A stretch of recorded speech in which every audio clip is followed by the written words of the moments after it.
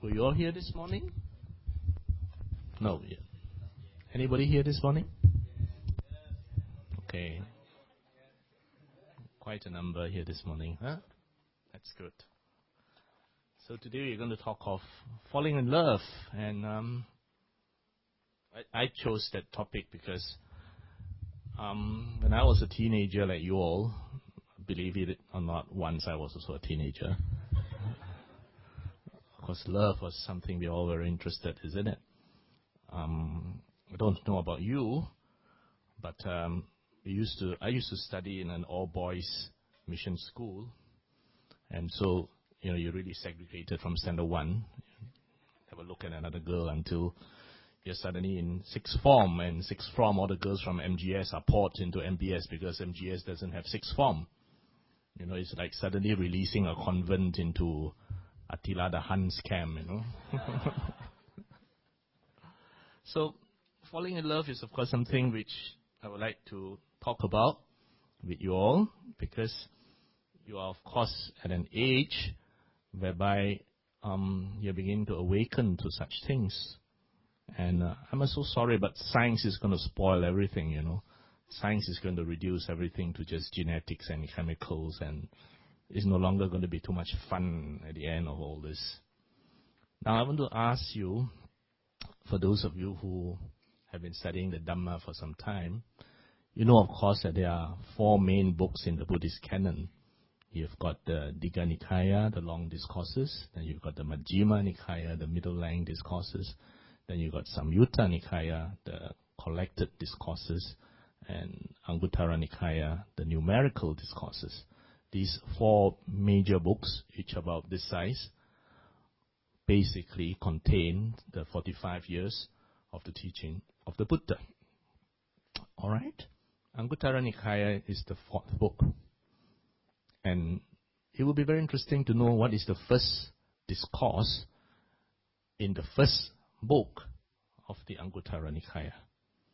Anguttara Nikaya is called the numerical discourses because everything is based on numbers. That means the first book is the book of 1. Everything in there is 1.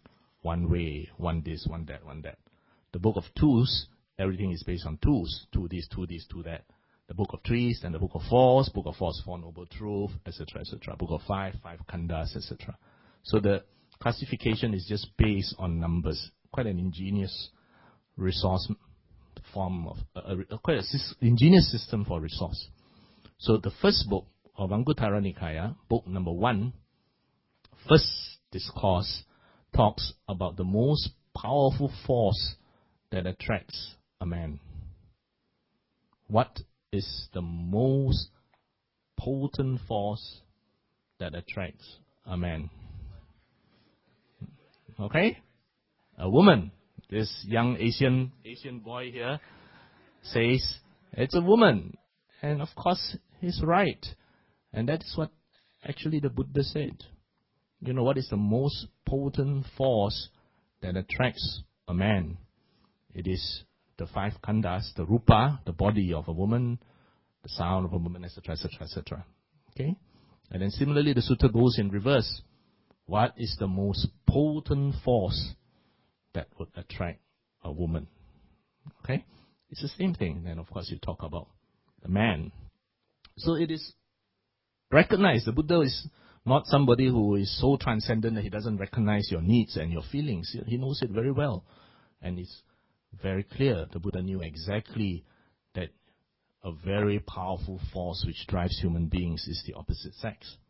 All right? So that's point number 1. So if you feel a lot of feelings, a lot of lust, a lot of this, a lot of that, don't worry, you're not alone. You're one among billions of human beings. Okay? So I think that's the first thing I want to be very clear, that this is something very natural. Okay? Your feelings for the opposite sex is something very natural. Now, the next thing I'm going to bring you is a little trip through evolution. Of course, you all know what's evolution, how we evolve from a single one-cell organism until you evolve to what you are today. Okay, and we'll continue to evolve. If you don't evolve, you're stuck, The Buddha wants you to evolve to be a Sotapan, evolve to be a Sakandagamin and Anagamin and an Arahant. Except the next stage of evolution is not an evolution of the physical body, but an evolution of the mind. Okay? Is that clear? So if you look back at evolution, human beings only came around on this world about last 100,000 years. The Homo species only came about this earth the last 100,000 years. You're just tiny, you last 1 second in the 60. If you look at our stages of evolution on the clock, we are only the last 1 second. The other 59 seconds is the evolution of other things. Homo sapiens is a pretty late addition to this cycle. So if you go back a long time ago, you will find that from the one-cell organism, it slowly evolved and evolved and evolved. And one of the basic parts of the brain that has evolved is what we call the brain stem, or the old brain. Any one of you guys want to study medicine next time? You have to study neuroanatomy. And you will study in neuroanatomy that there is such a thing called the old brain and the new brain. And the part of the old brain is what we call the brain stem, right at the back. And that brain stem is found in the dinosaur, in the lizard, in the alligator, in humans, in everything. The brain stem is the part of the brain that evolved long, long time ago, such that even the lizard, the present-day descendant of the dinosaur, to the chicken, to the human being, we all have the common brain stem. And it is in the brain stem that regulates what the dinosaur would do. He's hungry, he eats. He's thirsty, he drinks. When there's an enemy, he either fights or he runs. Okay? And it is brain stem which regulates your breathing, your heart rate, all your vital functions. And it is also in the brain stem that makes you have the sexual urges. So when a dinosaur feels like mating, it mates. It doesn't have to think, All right? Now, when Dr. Fu and I want to look at somebody and say, is the guy dead or alive? We look at what we call brain stem function. And you always see in all these TV dramas, the guy will flash out his torchlight and flick at the eye pupils and see whether they respond or not. Well, that's a function of the brain stem, to look for the pupillary reflex. Okay, so similarly, there are many other tests to be do, doll's eye reflex, eardrums, etc., etc. These are all tests of brain stem function. So if the guy has got absolutely zero brain stem function, then we know brain dead. Okay, because it's the brain stem which controls the most fundamental aspects of our life, from breathing to heart rate to feelings of hunger to feelings of sexual feelings, etc., etc., etc. Right? As I said, you can call that the lizard brain, because even the lizard, the dinosaur, shares the same brain. Okay? So then we evolve some more. And as we evolve some more, on top of the brain stem, we evolve the limbic system. It's another one new layer, it's like you have an ice cream, okay, and now you put, the ice cream cone, and on top of that you put an ice cream. Okay, and that's the limbic system. The limbic system is what we would call the dog brain. It has evolved into the next level where the organism develops feelings of loyalty, feelings of love, feelings. So a common use term is the dog brain, because the dog has got great loyalty.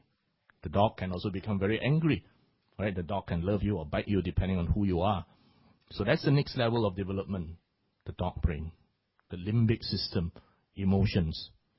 And finally, as we go on evolving, we develop what we call the neocortex. The neocortex right on the very top. So if you study medicine, as you study neuroanatomy, you will study all these layers. And the neocortex is the brain right on the very top, on top of the limbic system. And that gives you logic, analysis. It gives you the ability to think, to remember, the ability to analyze. That's why if you look at all the little pictures of all the ancient folks, you look at Peking man, you look at Homo afarensis, you look at Lucy, they all had very small foreheads, sloped backwards.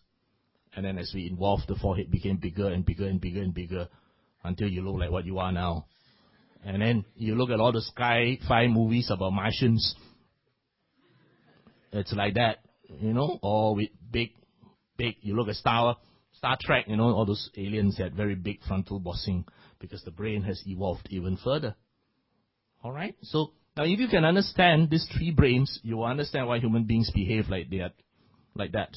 Because fundamentally, it's the brain stem. Nature doesn't get rid of good working programs. It builds on good working programs. So the brain stem was a very successful software. So we all carry on from there. So those basic urges are always going to be there. Okay? And then you got your loyalty system on top, the limbic system.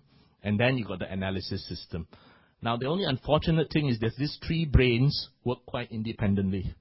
So let's use an example of somebody who is on a diet. Let's say Asian boy is overweight and he wants to be on a diet. Okay, he wants to lose weight. All right? So he walks to the refrigerator and his mind says, food. Now, the brain stem, that's primitive center there, tells him, eat, eat. You need to eat. Because as far as the dinosaur is concerned, if it's hungry, it eats. It doesn't think. You don't have to go and analyze and all that. The dinosaur hungry will just go chom, chom, chom. So his brain stem says, eat, eat, eat. Okay? Then his limbic system comes into being. He has feelings, ooh, the food tastes nice. Oh, I must have the food or whatever. And then his upper brain at the top, they say, no, no, no, you're trying to lose weight. Now, which do you think will be the brain that succeeds most time? The first. He's going to eat. Think later, he will say, eat first. All right? Because the first software, the fundamental basic programming is going to work first. Okay? Now, one of my medical students was very bright. When he was reading neuroanatomy, he came to the conclusion, Prof. Fu, he said, we are not thinking creatures that feel. We are feeling creatures that think. Because any of the neurons will first have to go through the spinal cord, go up to the medulla, etc., and then pass through the limbic system before it reaches the cortex. So feeling comes before the cortex interprets even. So he said, we are not thinking creatures that feel. We are feeling creatures that think. So when Asian boy looks at the refrigerator, his brainstem says, food, food, food. Okay? And then he's right at the top there, he says, you're trying to lose weight. Hold on, hold on. He's going to lose because the basic programming is still the brainstem. So he's going to open that, he's going to eat. And that's why it's so difficult to lose weight. Because you're fighting against your very primitive urges. Okay. So now that's food, that's all right. Now if you move it a little bit and you move to love. Okay. And that's a far more complex subject now when you move to love. Because a man can be very, very loyal to his wife. Okay. His brainstem has made him fall in love. His limbic system has all those emotions of loyalty that he wants. And his neocortex has all the ability to analyze and debate and criticize and all that. But his brainstem still has these sexual urges in there, like the dinosaur going around. Okay? So not many people outside this room. Okay, within this room, all the people here are good people. The cortex will control the limbic system and control the brainstem.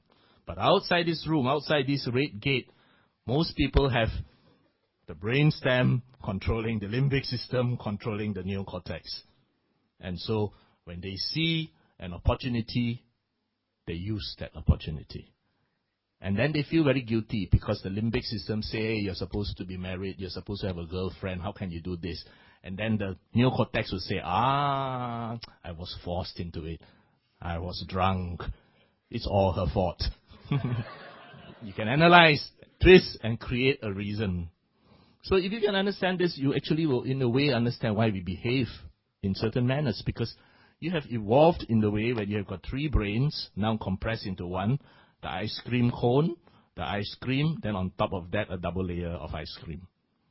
Each functions on its own. The brainstem functions, the basic needs. The limbic system, the emotions. And the very top, the thinking, the analysis. All right? So that's the anatomy of it. Now I give you the physiology of it. Why do you fall in love? Why is it you see this girl and you say, got chemistry? Or this girl look at this boy and say, no feeling lah. Okay? Again, you can boil it all down to just hormones, and then after that, once you reach that stage, you say, nothing lah. It's just all hormones. Why do you fall in love? we actually fall in love because of a certain hormone produced by the brain called oxytocin. All right?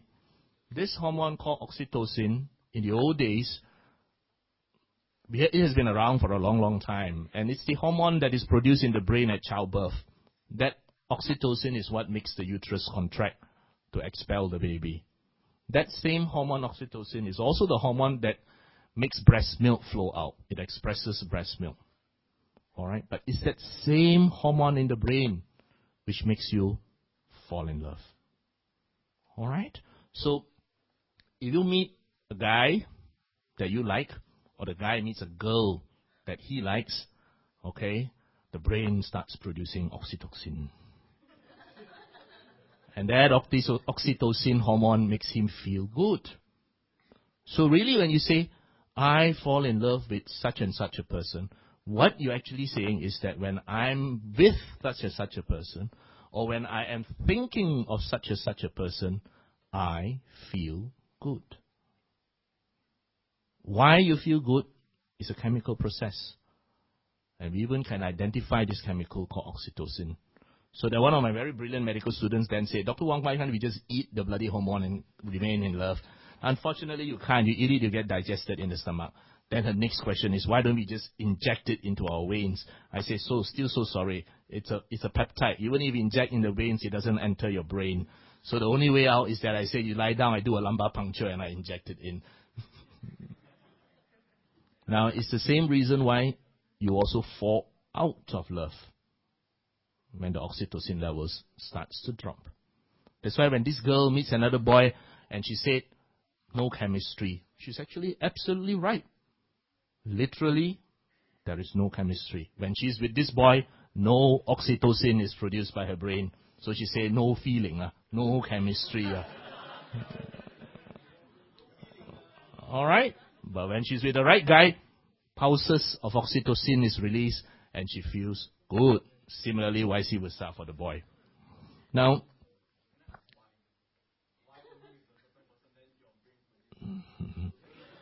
well,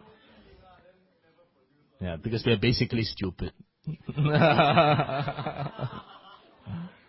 Now, do you know how you can naturally increase your oxytocin levels? You can actually naturally increase your oxytocin levels and feel good, feel happy, feel very much in love. And the Buddha actually made use of that. The Buddha actually made use of that one simple principle to make you feel good. Alright? Metta meditation increases oxytocin levels in your brain. Alright? Just the mere thought of repeatedly sending out waves of feeling. May you be happy and well. May you be happy. May you be free from pain. May you be free from harm, etc. Just that simple practice of repeatedly having very positive thoughts in your brain increases oxytocin levels in the brain. Okay? So now I've spoken to you about the three brains. I've told you a little bit about the biochemical aspects of falling in love. Now, let's go on a little bit more and look at why and how and what you do when you fall in love. Okay? So, falling in love, the first thing is, in a romantic relationship, role playing is very common in order to attract and keep whoever is perceived by you as the one who is going to make me happy, make me feel special, and fulfill all my needs. So let's take an example of one person, let's say Asia boy falls in love with Asia girl. Okay? But Asia girl hasn't fallen in love with Asia boy yet, It's still a one-way process. That means Asia boy looks at Asia girl and he finds Asia girl very attractive. Alright? When he looks at Asia girl, he thinks of Asia girl. When he emails Asia girl, oxytocin levels rise in his brain. And he feels very good. So, again, as I said, the reason why he's falling in love is that he feels good. Either thinking about her, seeing her, whatever. He feels good. So now, he has to make Asia girl fall in love with him. And how do you do that? The only way he can do that is to make Asia girl also have rising oxytocin levels in her brain. So he must make Asia girl feel good in his presence. You understand? He must make her feel that in his presence, she is so confident, she's so protected, she's so everything. Basically, it's a mutual, I make you feel good, you make me feel good principle. And so what happens is that when you fall in love with someone, it effectively means that when you are with that someone or thinking with that someone, you feel good. And to make that person reciprocate, you will have to do something to make her feel good. So to reciprocate, when you is with her, Asia boy dresses very well. Okay? He gets rid of his t-shirt, get rid of his jeans, and for once wears a proper shirt and nice slacks and look very presentable. He sprays on some Dakar Noir to get rid of his BO. Okay? Chew some mint to make sure his durian breath doesn't push her away.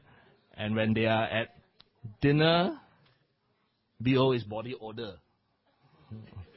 Body odor. Okay?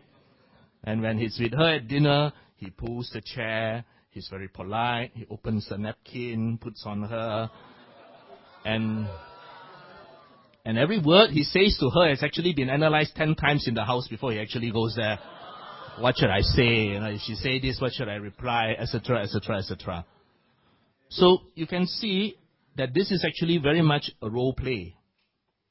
The person is presenting the best possible image of himself with very rehearsed, polite language, etc., etc., so as to make the second person whom he is trying to court feel very good too. Okay? Of course, if the girl likes the boy, the girl repeats the same role, and the girl is very soft-spoken, she eats politely with her hand covering her mouth, never eat crab on the first date. Okay, you don't want to be seen digging your nose and digging your teeth for all the pieces stuck between. So she too plays that role. And effectively, to summarize it, I'll play who you want me to be, and you play who I want you to be. And so this is actually an unspoken, and more importantly, it's an unconscious agreement. It's an unconscious agreement between two parties. All right? Not only unspoken, but even unconscious. You don't even realize that you are role-playing, she is role-playing, both sides are role-playing to project the image that he thinks she will like, she's projecting the image that she thinks he will like. Okay? Now you ask all the people above 30 here who are married, they'll be able to look back objectively and tell you, well, you mustn't ask Papa and Mama such questions, but... But role-playing, unfortunately, is very hard work. Okay? It's very, very hard to maintain that idealized image for a very long time. And it is impossible to sustain it indefinitely. Especially once you start to live together, or you become married, or otherwise. Then the actors on the stage start to tire and slip, and you become unmasked, and your polished manners starts to fade away. You no longer pull the chair, you no longer take out the napkin, you no longer offer the best piece on the table. That role-playing begins to slowly, slowly fade away. And when those role-playing starts to slip, what do you see? Okay? So unfortunately, in most cases, when that nice phase of all the role-playing is over, then the raw ego is divested of all its roles. And all the thoughts, greed, jealousy, etc., etc., now comes into scene. And that's why marriages break up. People find themselves incompatible. How come you didn't find yourself incompatible when you were dating? Why do you find yourself incompatible now? That's because that phase of role-playing is over. You're back to that makeup has been removed and your real face is seen. All right? So in a lot of times then, a lot of anger, frustration directed at the spouse or partner starts to arise because now you no longer need to impress or to cajole the other partner anymore. All right? So, if you can understand all these dynamics, you understand why people fall in love, why people fall out of love. And of course, if you can understand the dynamic, you can also understand how you can maintain love. So a relationship which is based on much role-playing is the most difficult to sustain. The more role-playing there is, the more difficult it is to sustain that relationship. So don't be very happy if your boyfriend keeps sending you roses on every date. It is impossible that he's going to send you roses for the rest of his life. He might just send you one paper rose near the time of marriage and that's it, full stop. All right? Because role-playing is very exhausting. Okay? It would be far better that role-playing is kept to a minimum. Since a relationship that is built up based on much role-playing is the most difficult to sustain, while an honest, open relationship between two uncomplicated individuals has a higher chance of success. So what is called falling in love is in most cases an intensification of egoic wanting and needing. And that's why I said earlier this morning to the morning service people, a man marries a girl thinking that the girl will never change, that she will always look 21 years old, pretty, etc., etc. And a woman marries a man thinking that she can change that man. Okay? Of course, both will be grossly disappointed because the girl is going to change. All right? And the man is also going to change, but not in the direction the wife wants him to be. All right? So in reality, the perfect marriage is between a blind woman and a deaf man.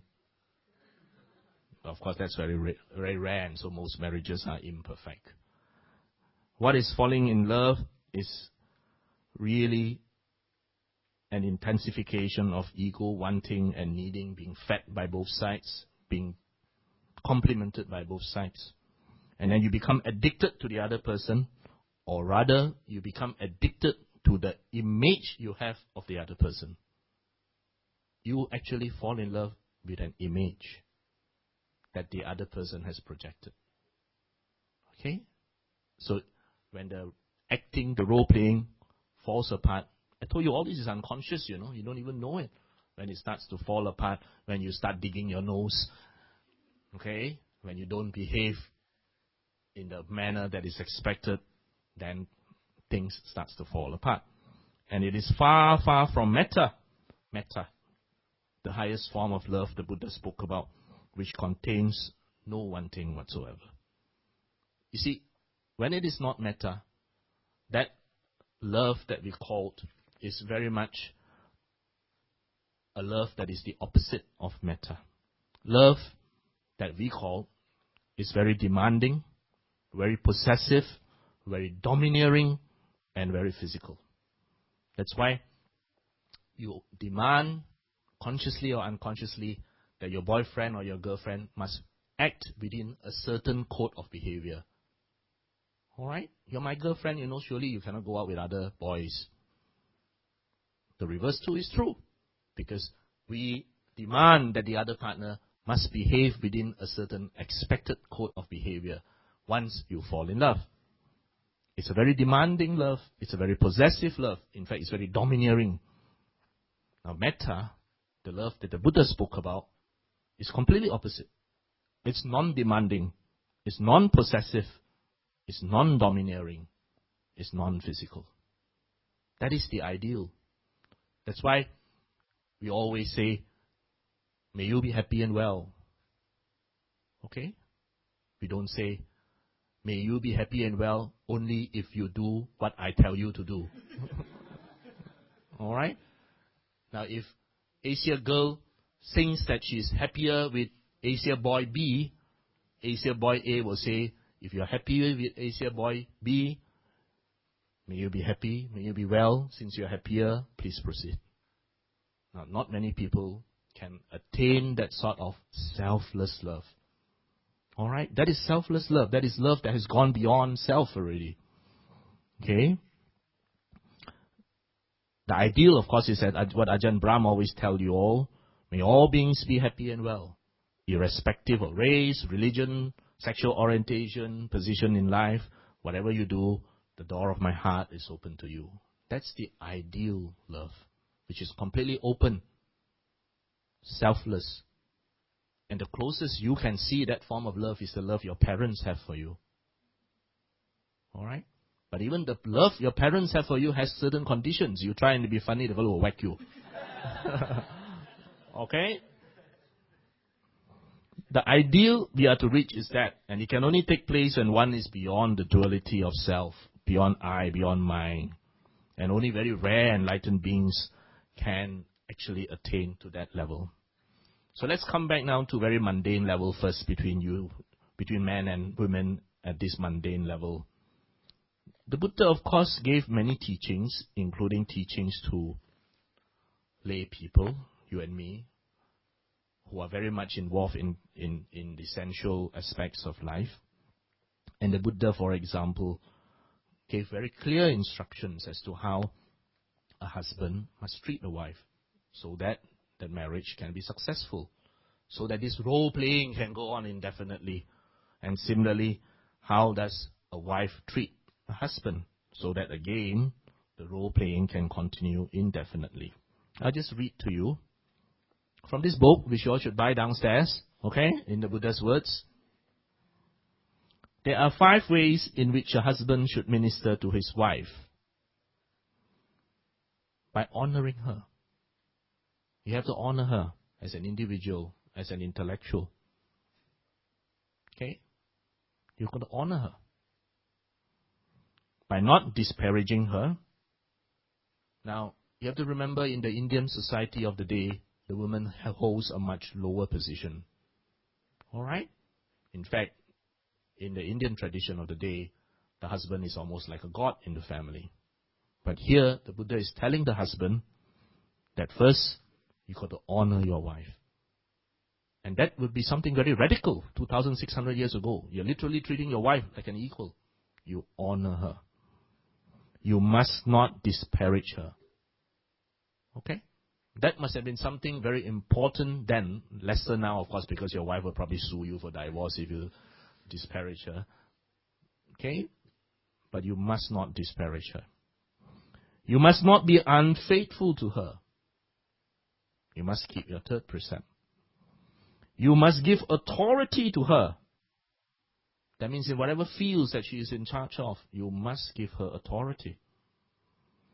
By providing her with adornments. See, the last part, you must give her some money for jewelry, makeup. Adornments. Okay, remember we are talking about householders. So, when I got married to my wife 25 years ago, I was very clear with her. I said, look, I'm the general in this family. You are the major, but I'm the general. Let's be very clear. So since then, 25 years ago, I've always made all the general decisions while she made all the major decisions. Okay? So which brand of Maggi mee, which toilet paper, all that is my territory. All major decisions is her territory. No problem at all. Okay? So remember, let your husband be the general, you only be the major, okay? But all the major decisions you make, all the general decisions you make. Whether to eat kon lo mein or ji sui mein, that one is all his decision. Okay? So that's perfect peace. Okay? Now, and there are 5 ways in which a wife, thus ministered to by her husband, will reciprocate. So the wife also must play her role well to maintain these oxytocin levels for many, many years to come. She must properly organize her work. She must be kind to the servants.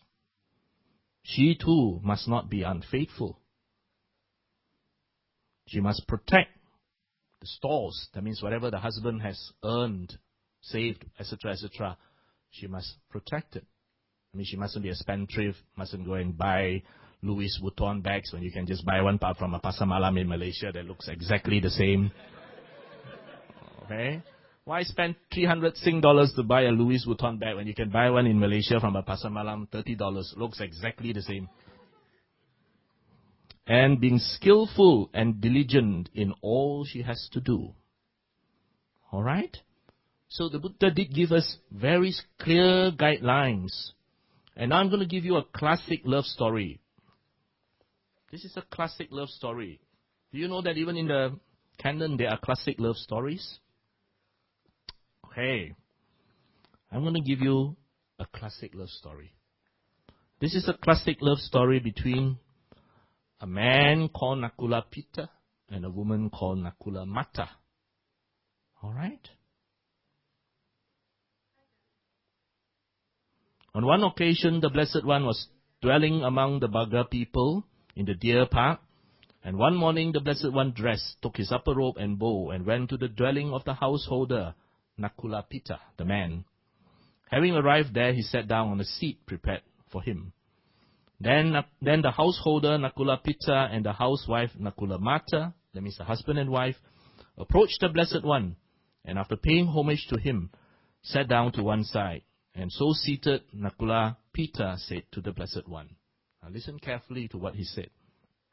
Venerable Sir, ever since the young housewife Nakula Mata was brought to me, when I too was still young, I am not aware of having wronged her, even in my thoughts, still less in my deeds.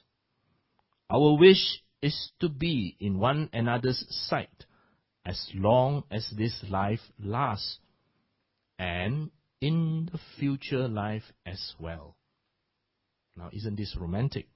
You've got an old man coming to the Buddha and telling the Buddha, ever since this young girl, 50 years ago, was brought to me as my wife when I was a young man, I cannot recall at any time where I have wronged her, even in my thoughts, let alone in my deeds. Okay, that's fantastic, isn't it?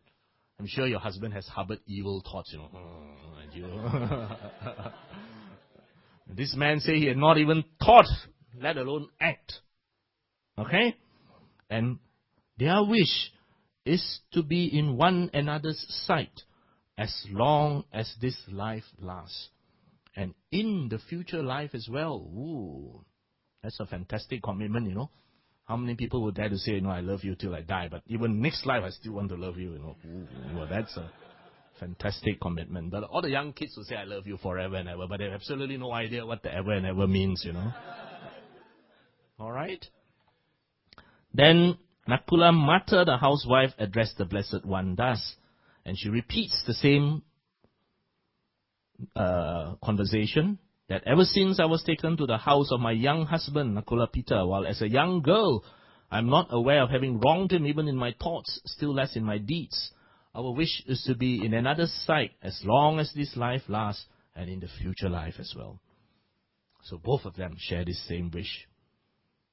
Then the Blessed One spoke thus, if householders, both husband and wife, wish to be in one another's sight, so long as this life lasts, and in the future life as well, they should have the same faith, the same moral discipline, the same generosity, the same wisdom. Then they will be in one another's sight, so long as this life lasts, and in the future life as well. So what does this mean? Basically, it means that all of us will change. The girl that I married 25 years ago is obviously not the same woman I sleep with at night, because she has changed. We are all changing. Physically, she has changed. Her thoughts have changed. All right? We are all changing. At every moment, we are changing. And the trouble is, when we change in opposite directions, you are going to fall apart. All right? The role playing is already difficult. Now, let alone you change in divergent directions.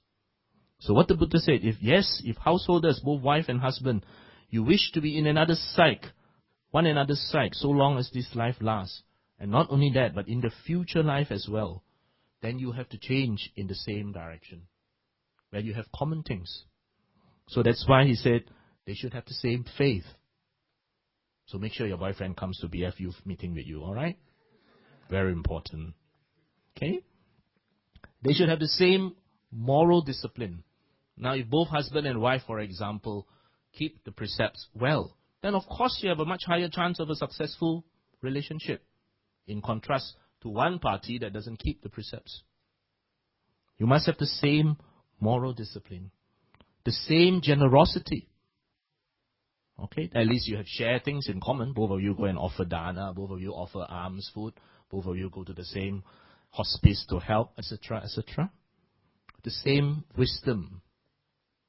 Then you will be in one another's sight, so long as this life lasts. And you have already created the conditions for the future, because basically you have grown together. When both are faithful and generous, self-restraint of righteous living, they come together as husband and wife, full of love for each other. So ask yourself, are you both faithful? Do you share the same causes? Are you both self-restrained in the precepts? And do you both live righteously? If you do, then the role-playing is minimized. If you honestly do. Of course, even some, the faithfulness, the generosity, the self-restraint and righteous living is also a role-playing. Okay? So if you honestly are like that, you come together as husband and wife and you grow together. And the Buddha said, full of love for each other. Many blessings come their way. They dwell together in happiness. Their enemies are left dejected when both are equal in virtue. So, for you, ask yourself that question. Minimize the role-playing, because the more role-playing you play, the more difficult it's going to be. Having lived by the Dhamma in this world, the same in virtue and observance, they rejoice after death in the Deva world, enjoying abundant happiness. So if you want to be together with your husband, even in your next life, then you have to create the conditions for you to be together. Which would mean that, as set by the examples of some of your seniors behind me, husband and wives share the same activities. They are going to be together in the future. Immediate future. Distant future as well. Of course, I don't know whether both parties want it.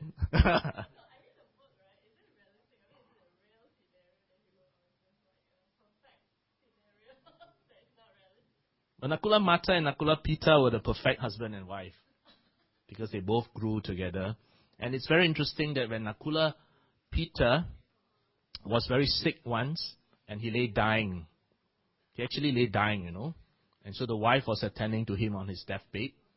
And the wife was telling him, oh, do not worry. The Blessed One said that as you lay dying, you mustn't be too worried about mundane things. All right? Let go. Do not worry about me. For among all the women, I am well and truly able to take care of myself. So, even after you're gone, don't worry about our finances, because I can well ensure this family will go on. Then she went on and she said, oh, do not worry about my virtues. For among all the disciples of the Buddha, I am one of those who keep strictly to the precepts. And then she went on, do not worry about my generosity. Do not worry about my meditation, etc., etc. She literally went through Dana, Sila, Bhavana, the basis of merit for lay people. And in each one she assured Nakula, Peter, do not worry, go in peace, let go. For in every one of these, I am well trained, mentally well prepared, and after you are gone, we will well be able to take care of ourselves. So go in peace. Now that is actually amazing, for a wife to tell the husband. Because the opposite is occurring almost all times. Don't die, you leave me. Don't die, That's the more typical scenario. Here you can see, really somebody must be well trained to be able to say, do not worry, go in peace. Because it is not good, the Blessed One said, she said, for you to die in a state of attachment, confusion, anxiety. All right? In all the levels of basis of marriage, she said, I am well trained and I'll be well able to take care of myself and continue after you have passed on. And what do you think happened when Nakula Pita heard all these words from the wife? He decided not to die, he got up. Okay? He recovered. And he actually went to see the Buddha and asked the Buddha, is all that my wife told me true or not?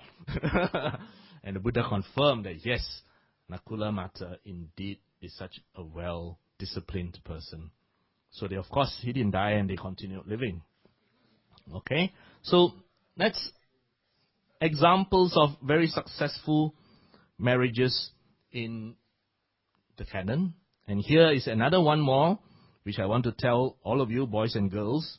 All right? And this is very important because, of course, one of these days you're going to fall in love. You're going to role play. And after you role play, the girl will role play. Both of you will role play. And then you fall in love and get married. All right? As I said, I hope there isn't too much role playing, because too much role playing is impossible to sustain. Now that you're married, there are certain other guidelines besides what I just read to you, which the Buddha gave for you to have a very successful family. Okay? So the first thing for the boys and the girls, of course, is before you decide to fall in love and get married, make sure you have a skill. Don't expect your wife to support you. Okay? And for the girls, don't expect your husband to support you. Have a skill. Have an ability to take care of yourself. Then your husband cannot speak too loud. Okay? Let me just read this to you. There are 4 things which leads to the welfare and happiness of the family. What are these 4 things? The first, the accomplishment of persistent effort. Whatever may be the means by which a family man earns his living, whether by farming, trade, cattle raising, archery, civil service, IT, computer, acting, accounting, medicine, whatever. He is skillful and diligent. So, but for your sake, please get a skill which is marketable and be diligent in it. He investigates the appropriate means and is able to act and arrange everything properly. This is called the accomplishment of persistent effort. And what is the accomplishment of protection? A family man set up protection and guards over the wealth acquired by energetic striving, amassed by the strength of his arms, earned by the sweat of his brow, righteous wealth, righteously gained. You have to protect your wealth too. All right? You see, the Buddha didn't just teach to the monks, he also taught to the lay people, and he gave very sound advice onto how lay people can lead a very happy family life. And here even teaching you, buy insurance. Make sure your house doesn't get robbed, burned, or whatever. Okay? Ensure that your wealth is protected. And what is good friendship? Very, very important. You associate with householders or their sons, whether young or old, who are of matured virtue, accomplished in faith, moral discipline, generosity, and wisdom. The point is this: if you have got the first one done right, you've got the second one done right, but if you associate with wrong people, you can undo all the good that you have done. So watch your company, watch who you keep as friends very carefully, because wrong friendship, wrong company can be potentially disastrous. All right? So select your friends carefully. And what is balanced living? A family man knows his income and expenditure and leads a balanced life, neither extravagant nor miserly, so that his income exceeds his expenditure, and then you're in trouble. So you must keep the reverse, the Buddha said, so that your income must always be more than your expenditure. If your expenditure is more than your income, you're in trouble. Okay, I read this line to you again. And what is balanced living? A family man knows his income and expenditures and leads a balanced life, neither extravagant nor miserly, so that his income exceeds his expenditure rather than the reverse. All right? In other words, budget. Make sure you do not spend beyond your means. The wealth thus amassed has 4 sources of dissipation. That means whatever wealth you acquire, the Buddha said, to keep your family happy, there are 4 things which will dissipate it immediately. And of course, that will be the end of the family life, the end of the happiness. And seriously, if every family sticks to this sutta, I'm sure marriages will be far more happier. The Buddha said, the wealth thus amassed has 4 sources of dissipation. What do you think is the first? What do you think is the first among the 4 sources of dissipation of your wealth? The first is womanizing. All right. Again, the Buddha is a very wise man. He knows all this. I told you what's the greatest force that attracts. The first of this is womanizing. And that's why in Singapore, all the elderly people living alone with big CPF accounts, big trouble. All right? He can't overcome the force in Anguttara Nikaya 1.1. Womanizing. The second, drunkardness. Because when you become drunk, of course, you lose your mindfulness, you mix with the wrong companies, and you do everything wrong. The next, gambling. And the fourth, evil friendship. So these four, before you get married, make sure your husband signs a document at some law or legal office that he will not womanize, he will not take alcohol, he will not gamble, and he will only associate with friends you approve of.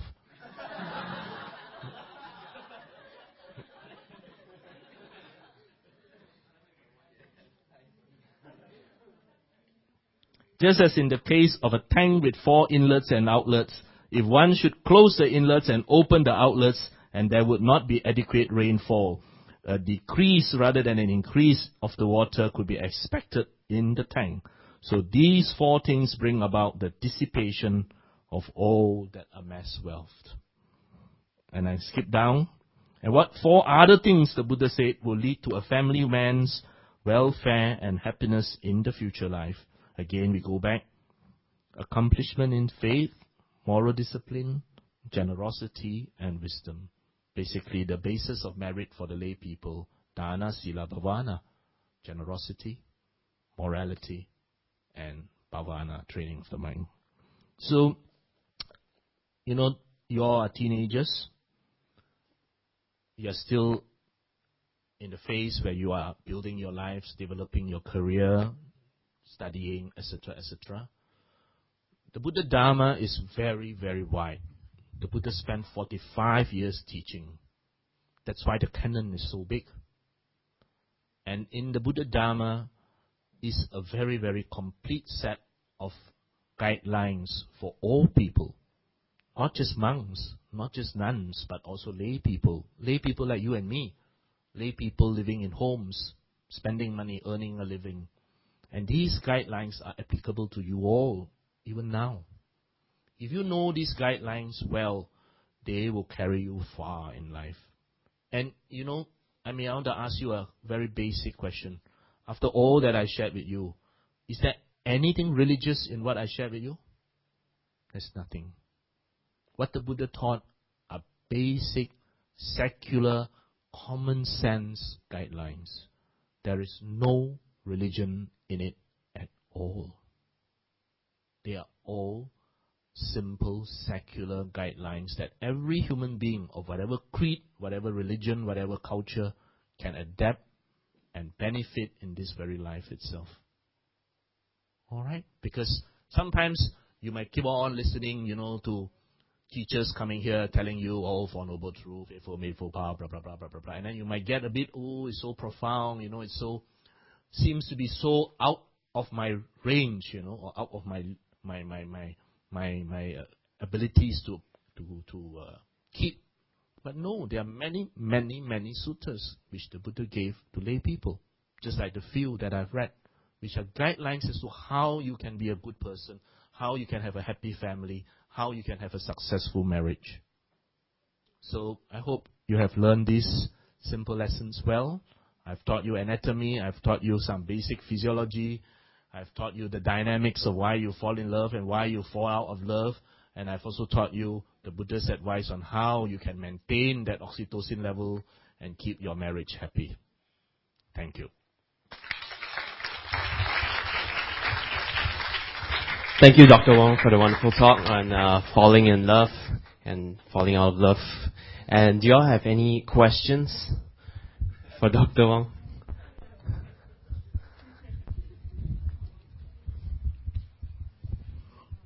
Okay, I have this question. I told my husband that the door of my heart is always open. When you stay, I'll be happy. If you leave, I'll be equally happy. But then he gave me this look like, you must be out of your mind kind of look. So it's like there's no connection, I mean, it's like, yeah, he doesn't have any cool things. So what do you think about that? So what's the next best thing maybe I can say to him? Well, you see, the problem here is very obvious, isn't it? I'm sure any one of you in the audience can also answer. The problem is because the husband is not in the same class. All right? You see, what the Buddha said, which is very important, is that you must grow together with your husband. That means both of you, as the advice given to Nakula Mata and Nakula Pita says, you must change together, because we're always changing. So, if you change together, you are both accomplished in the same level of faith, generosity, etc., etc. Then your husband will understand what you're saying. The trouble now is that he doesn't understand what you're saying. That's why he gives you that funny look. You mean you give me permission? All right? So, well, bring your husband to the youth class.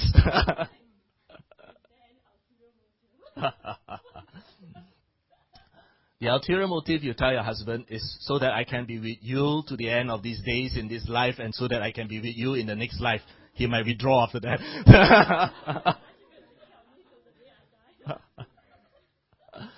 All right, so I think what the Buddha taught is, again, very common sense. That if you reflect upon it, it's an empirical truth which all of us can verify for ourselves. All right? That's why he said you have to grow together. If you don't grow together, then it's difficult, because we are always changing. You know, I joked to you all. I said the woman I sleep with every night is different, because every day we are changing. Okay?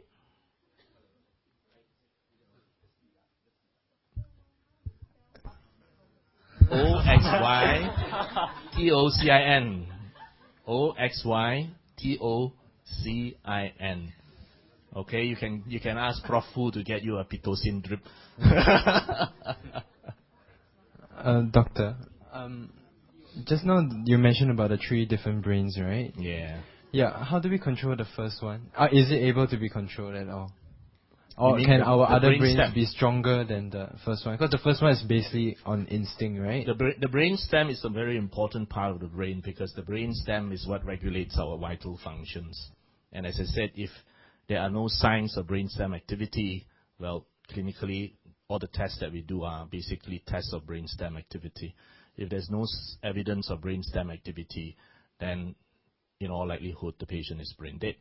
Okay? So, how do we make sure that the brain stem, the limbic system, and the neocortex behave and communicate and control each other? What do you think? What do you think is the one method in which you can wire all the 3 brains into one? Meditation. All right? You're absolutely right. Because in meditation, you actually watch all the 3 brains. For those of you who have been here this morning, you actually realize that what you do in your bhavana is you are actually watching all the 3 brains. You watch your urges, you watch your emotions, and you watch your volitions. And then you select the best, the most appropriate. All right? So, if you look at it from that viewpoint, actually, the Buddha is amazing. You know, sometimes when I reflect upon it, you know, the Buddha is an amazing man. How does he know so much that we are only beginning to discover? Well, the reason is he's enlightened. All right, that's why I always say, you know, at this point in time, there might be some things that science does not subscribe to in the Dhamma. And the only reason is because science is too young to understand some aspects of the Dhamma. All right, give it a little time. Yeah, Jason. Yes, Dr. Love Guru. My question is, you know, Actually, I heard Love of this. Guru is Prof. Fu, you know. Oh, Prof. Fu. All the ED patients in our No, country. then he's. You are Dr. Love Guru. He's Prof. Love Guru. Ah, Yeah. okay. So we have no need to escalate up yet. So just go. All right. My question is, you know, after hearing this Nakula Pita, Nakula Mata since 10 years ago and 10 years later, it's like always sounds like a legend to me. You know, like wow, those Titanic love story, that kind of thing. Because looking at things around relationships, marriages, you know, it kind of like give you a kind of view that maybe it's the oxytocin that reacts at the wrong time, you know, that results in the brain stem out of control, resulting in, you know, the later part that you analyze why this thing happened. Alright, what I'm trying to say is that what do you think is the factor that results in a lot of failed marriages these days, you know? Okay, a lot of failed marriages, very easy. First one is when the role playing stops and you see the person divested of all the niceties, all the rehearsed speeches, all the roses, flowers, and nice sticks. When all that is stripped out, the bare person that you see might not be the person you had in your mind when you married. And that's when people say incompatible. And it's not just occurs in the young, it occurs even in the very old life. I've got very elderly ladies sitting in front of me and crying because husband, she said, is fooling around with some young girl somewhere. I've got young couples, barely married a few years, and the marriages also break apart. So the first thing is, of course, we live in a culture whereby role-playing is very much part of the dating process. Your parents' generation, your grandparents' generation, very much less because things were basically arranged. You can't go beyond the coffee shop and drink Coca-Cola and Green Spot. Okay, now it's a completely different world. So we adopted much of the practices into the dating process that is very much like a peacock shuttling its feathers for people to see. And the reality is not like that. So when you live together as husband and wife or stay together, then you see that the person is not what you imagine him to be. That's one, of course. Of course, the other reasons are, as we said, there's a breakdown in communication. People don't communicate much after that. And, of course, even worse, when the four outlets that the Buddha spoke about, when this is actually a breakdown in the marital contract that is unspoken, of fidelity, of keeping moral precepts. When that contract, which is unspoken and unwritten, breaks down, then the whole process breaks down. Now, life is much more complicated nowadays, isn't it, compared to last time? My parents' generation had a much more simpler life. Probably my grandparents' generation had an even more simpler life. You work, you come home, you work, you come home. That's it. All right? And the woman's role was basically revolving around the kitchen and raising the family. Now the woman has to work. The woman has got lots of responsibilities. And on top of that, you still have the assumed Asian culture whereby you still have to raise kids, take care of family, etc., etc. So there's far more stress on the demands on the woman than compared to a generation or two generations ago. And husbands come in all sizes, shapes, and mental forms.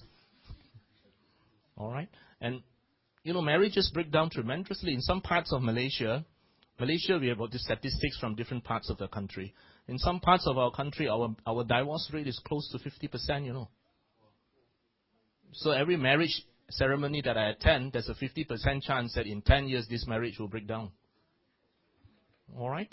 So, since we are talking about marriage, I might as well add it one more step, that we should have Buddhist marriage ceremonies, which is unfortunately, again, not very much in our culture. That is something which we should reintroduce into our culture, whereby you have a Buddhist marriage ceremony. And when I attend any Buddhist, or not just Buddhist, any wedding ceremonies, you have to realize that you are attending the ceremony not just to eat, drink, be merry. You are attending that ceremony as a witness to a contract between a couple. As I said, that contract may not be written down in ink or cast in stone, but that's a contract whereby you honor each other, whereby you keep the precepts, whereby you avoid the four things that the Buddha spoke about as a responsible husband or wife. And so when you attend that ceremony, you are a witness to a contract. You know, just like you have any agreement between two persons, you have another two more space as a witness for this person and a witness to that person. You are a witness. You are watching, especially if you are a close family member, you are watching whether this couple succeeds and whether this couple honors this contract that is unspoken and unwritten. And by and large, many marriages break down because either one party or both parties do not honor that contract. We should reintroduce a Buddhist wedding ceremony so that people are reminded that the husbands should be the general and the wife the major. You like that part, huh, Jason? Okay. I'll make sure I say that. Dr. Wong, I have a question. Here. I'm not sure whether this is going to be phrased correctly, but because you mentioned that role playing happens like unconsciously when you're with other people, how do you, like, when you say you like someone, how do you separate the fact that you are liking the person for who they are instead of falling in love with the role play on the image, and how do you yourself also try to keep those two separate when you are with the person? But the answer is it's not easy. Okay, there's one sutta in which the Buddha actually says, how do you know that I am enlightened? Okay, you can find it in that book.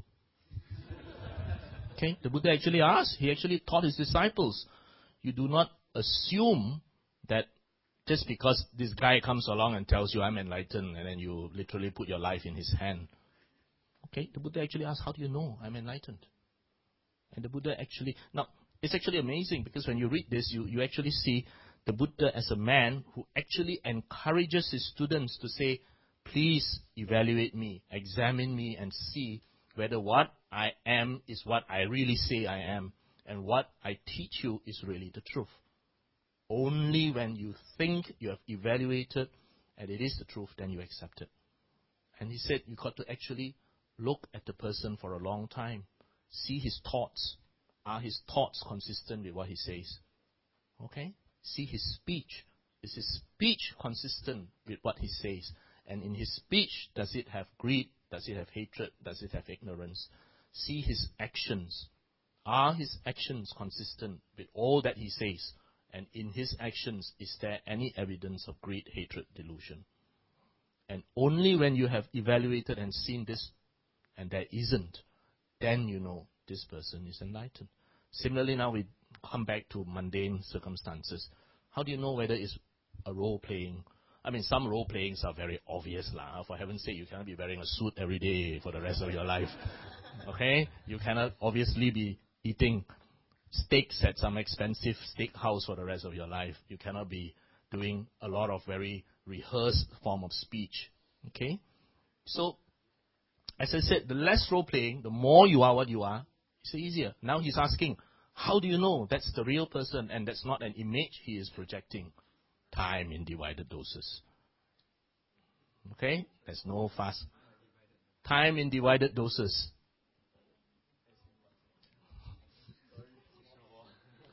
Time. You need time to evaluate it.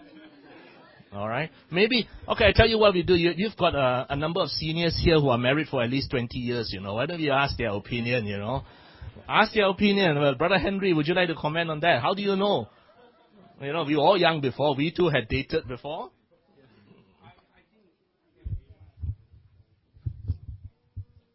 When in school, we were in the scouts.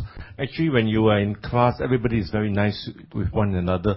When you have put yourself in circumstances, like when camping, when everybody got to chip in, things are not so plentiful. In adverse circumstances, then actually you really see the true nature of that person. So sometimes maybe I would suggest maybe go for like a rough holiday, not the holiday to Macau, Venetian, where you got to laugh it out, where your bus is swayed, you eat lousy food, and see how the other person reacts, In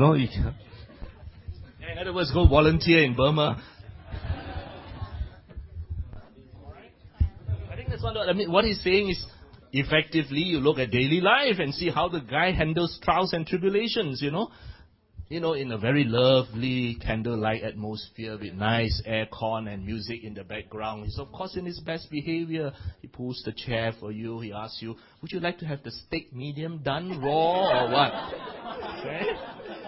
But when you're just eating Maggi mee, then it's going to be a different story altogether. All right? Okay, because of time constraints, let's have one last question.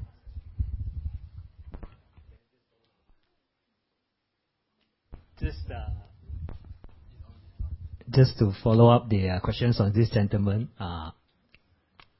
because he's trying to evaluate the second person to have lesser role play.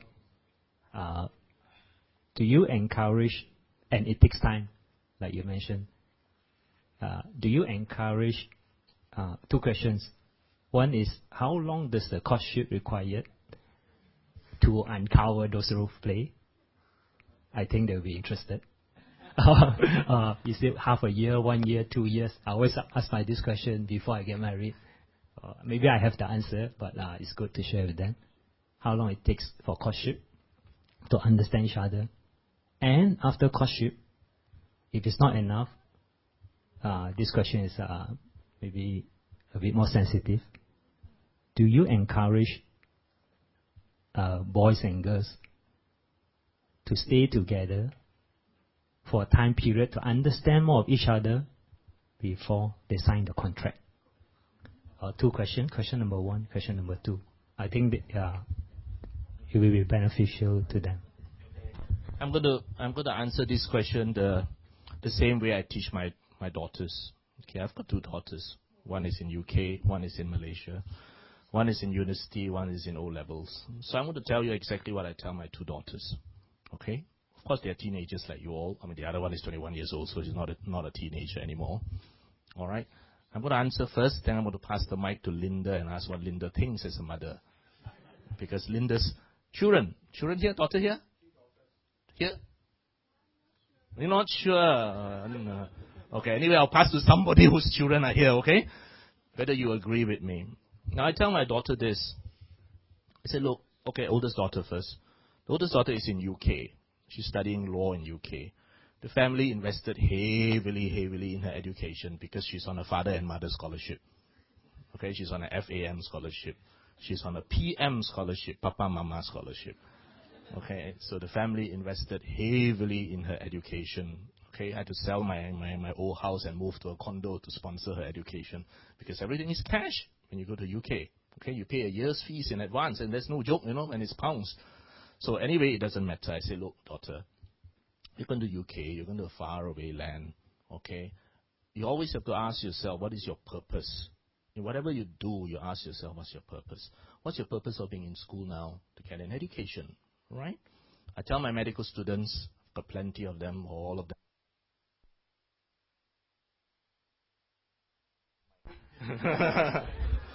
I've got plenty of medical students. They're all falling heads and over tails in love with each other for a very simple reason. 50 of them stuck for 5 years together in a little cohort where you don't see each other. So I tell them, even the idiot in this class looks good. So I keep on telling my medical students, I say, for heaven's sake, fall in love after you graduate, and you will see that it's a much bigger world out there. Now you're only looking at a very small cohort. And of course, that boy is the best boy you can think of because, well, in the kingdom of the blind, the one-eyed man is king. So I tell them, remind yourself, why are you in medical school? Why are your parents paying through their nose for you to come here for an education? It is for you to get an education. It's for you to get a degree and be professionally trained. So remember, that's first and foremost the fundamental reason why you're in medical school. You're not in medical school to fall in love, find a mate, and get married. You're in medical school to study, to be a good doctor. If you forget that fundamental lesson, something is going to suffer. There was a great physician called William Osler, turn of the century, late 1800s, early 1900s. He was a great physician and a great medical educator. And he used to tell his medical students that you can either serve the god of medicine, Asclepius, or you could serve the god of love, Venus. But you cannot serve both at the same time. Because if you serve both at the same time, one will suffer. And I think what he said 100 years ago is still true now. Because in the medical education syllabus, it is so cramped, it is so difficult, even without the distraction of love. So I ask my medical students, always remind yourself, why are you here? Then you get your priorities right. Fundamentally, why are you in medical school? Okay? First question. I tell my daughter, why are you in UK? Why are you so many thousand miles away from home? It's not to enjoy yourself or what, of course, to by all means enjoy yourself and holidays. But your fundamental reason why you are there is to get an education. All right? Same applies to all of you. Why are you in college? Why are you in Polytech? Why are you in uni? Why are you in secondary school? The reason is to get an education. Set your priority right. Okay? Any other thing is secondary to that priority. All right? Then okay. Next question. Of course they fall in love because, as I said, my poor medical students, 50 of them stuck together for 5 years in a small little cohort. All they see is the very sick and very old in the hospital or my medical classmate. Okay, you turn to the left, in the wards, they're all sick, dying. You turn to the right, my medical classmate. And they're always together helping each other. They all have little small groups. For so many years, they're stuck together in a little small group. And the small group somehow got subgroup. So, of course, they fall in love. I say it's natural that you will fall in love because the circumstances are such that you are together, you support each other, you eat together, you stay in the bloody hostel together. What else do you think? Every day you're looking at each other.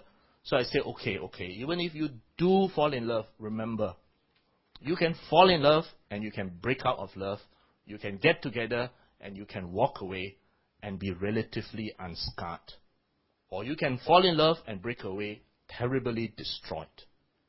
And there is a price that comes with every change, big or small. If you fall in love, okay, you don't stay together, you don't live together, and then you still fall apart, okay, there's a big emotional scar. Okay? If you fall in love, you stay together, you live together, and then you break apart, then it's more than just a simple emotional scar. Now there are so many other things which would come in, especially in our culture, whereby it's not quite acceptable for you to stay together like that. Now, congratulations, you have probably just doubled your pain. So I tell them, be realistic. I tell my daughter this also. You have to be realistic.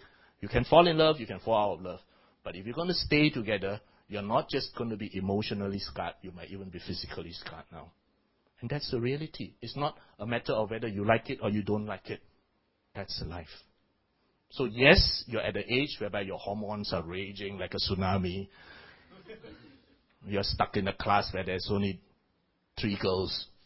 Okay, so among the cohort, she's the prettiest and looks the best. But realize first, why are you in that class? And secondly, don't overcommit yourself to the point where you cannot turn back. Alright? Now, how long before you get to know a person? I've been married 25 years. I dated for many years before I got married. There's still many things about my wife I don't know. I'm still learning. So it's a learning process. Linda, what would you tell your daughter if he asked you the same question?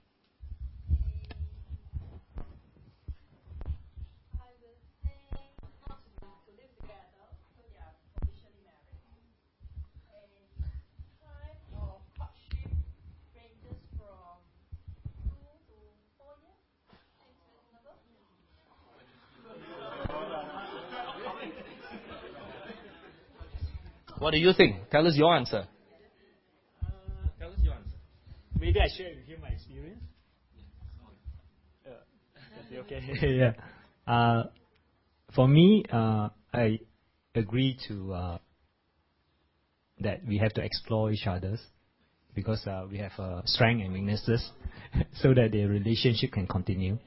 So therefore, we actually ROM first and stay together for a few years to save up money. You know, Chinese wedding, you need money.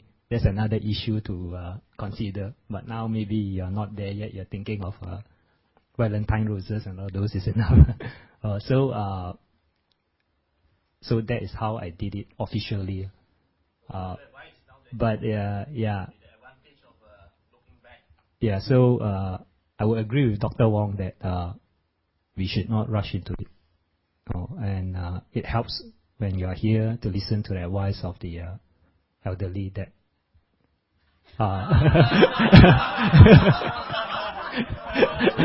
the honored one. I mean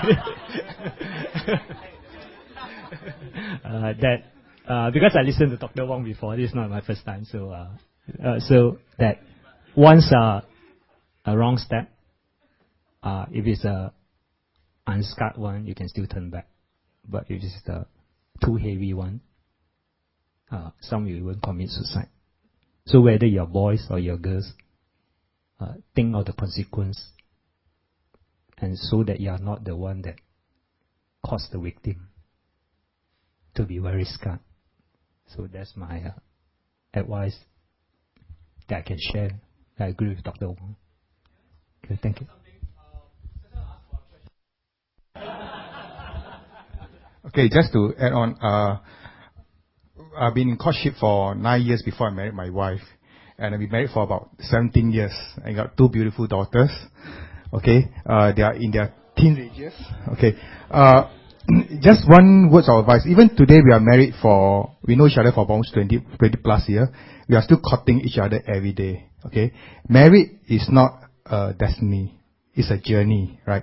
Even after you marry, how you actually manage your marriage is very, very important. Okay, a lot of people think that marriage is the end, and then they're looking forward to that, and they forget what after the marriage. Okay, so maybe you think beyond marriage or think beyond courtship. Okay, it is a very wonderful journey, and I wish all of you had a very wonderful journey. Thank you.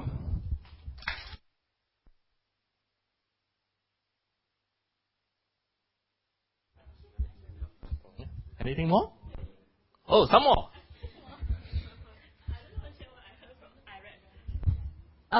Okay, talking about duration, right, actually it's very subjective, it's like Dr. Wong said, right, it keep on changing. So actually, I didn't know that I fell in love when I was 17, I did not like him until he left. So it was like about 6 months. So I went and read. They say, right, if you really don't want to fall in love, right, you don't spend too much time with that person, especially not more than 6 months, because like what Dr. Wong says, right, you can't see each other, right, even if you don't like the person, somehow you don't know, chemically, you don't even, I don't know, for my case, I don't even know that I fall in love until, that's the time. So do not spend too much time together.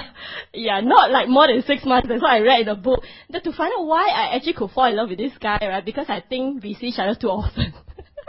and we did not get married, okay? I waited for 9 years, It's like I fell in love at 17, right? So I waited for 9 years. So I went around, not that I went around, because there was no commitment. So I sort of like make friends and all that. So if the feeling stays, right, for me it stays for 9 years. But still then again, right, like what the other brother shared, is a whole journey. And I want to share one article I read in Dalai Lama's book about you're talking about divorce, right? Dalai Lama says that, well, I mean, marriage is just a paper thing. So if it's between two adults, if two agree to have a divorce when there's no children involved, actually you just waste a few papers, You should, I feel that when you get married, you're happy. So when you're divorced, you're equally happy because you do not want to be married anymore, right? When there's no children involved, but if there's children involved, it'll be more complicated. That's what I read. Okay, thank you. Jason, yes.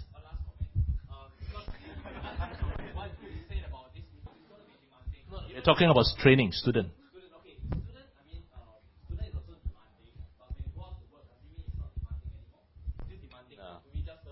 First, make sure you get your career, the first part, something that you can earn a living.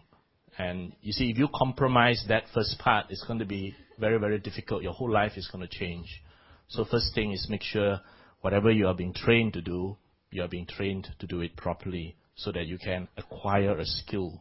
And so what William Osler taught is that knowing full well the complexities of a medical course, the last thing you need is to be involved in another complexity. So first, make sure you are well trained and you can earn a living. Then you handle the next level of complexities in your life. Now, I hope you realize that in the Asian culture, when you fall in love and marry somebody, let's say I fall in love and marry this girl, you're not just marrying this girl, you marry the entire clan. Okay? You might laugh about it, you might joke about it, but that's the reality of our culture. We do not fall in love with just a person and marry a person. You actually marry into an entire clan. Okay? So it's not so simple. Okay? And for the boys, I always tell them, before you get married, make sure you take a good, hard look at your girlfriend's mother. Because in 20 years, she's going to look exactly like that. If you can't stand the look of your girlfriend's mother now, you're in big trouble. Okay? Thank you. Thank you, Dr. Wong.